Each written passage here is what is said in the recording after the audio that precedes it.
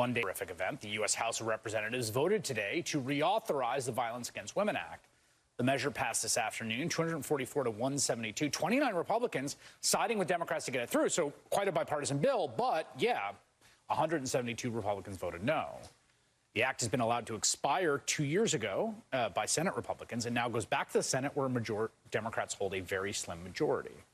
Senator Amy Klobuchar is among the lawmakers who've been pushing for reauthorization since the act was allowed to expire, and she joins me now.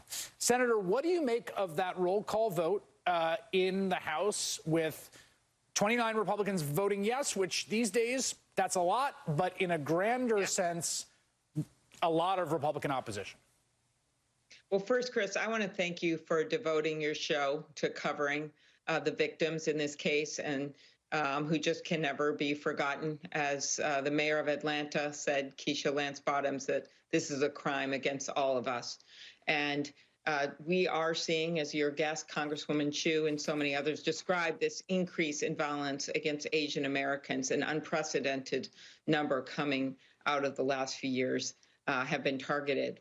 Secondly, for the Violence Against Women Act, which would be a big help in general for violence against women.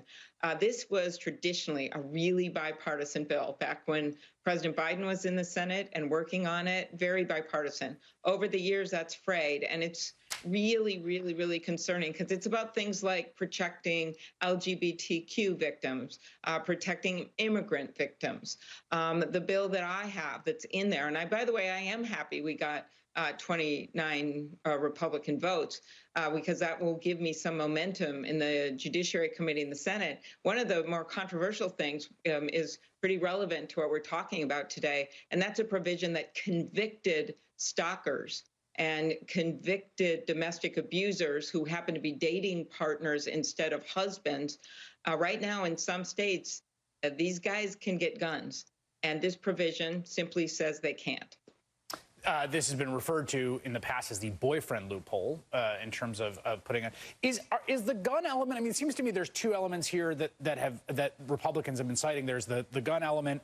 There's also immigrant visas, if I'm not mistaken, right, for women that are subject to domestic abuse. That's something that there was a lot of controversy over in the Trump administration, which I believe used sort of administrative procedures to get rid of that. Are those the objections? Well, the main one, the gun one, has been one that they have pointed to, which, by the way, even our Republican witnesses at a hearing several years ago, a self-described conservative sheriff from Wisconsin said, you know, a gun in the hands of a domestic abuser, whether it's a boyfriend or a husband, they shoot just as tough and they kill just as much.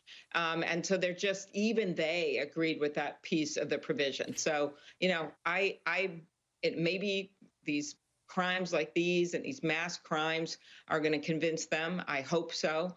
We are proud of this bill, and we're going to push it forward, starting the Judiciary Committee. And as you know, for the first time in years, we have the gavel. Senator Durbin is the chair, and he's a big proponent of this bill, and we're ready to go.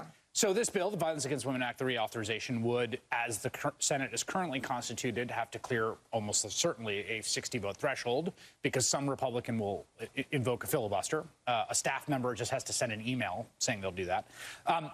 Chuck Schumer, the majority leader, has said that the next piece of legislation is Senate 1, S1, the For the People Act, which has campaign finance reform as well as reforms to national election administration, making Election Day a national holiday and so forth. There's no way you have 10 Republican votes, which sets up the question of, is this now going to be the fight over the filibuster? I am tired of these archaic rules getting in the way of doing things for the American people. Look what just happened. The American Rescue Plan, highly popular with Republican voters as well as Democratic voters. And we had to resort to that process called reconciliation just to get that done. And I think people are tired of waiting. They voted for change in Georgia. They voted for change when they voted for Joe Biden.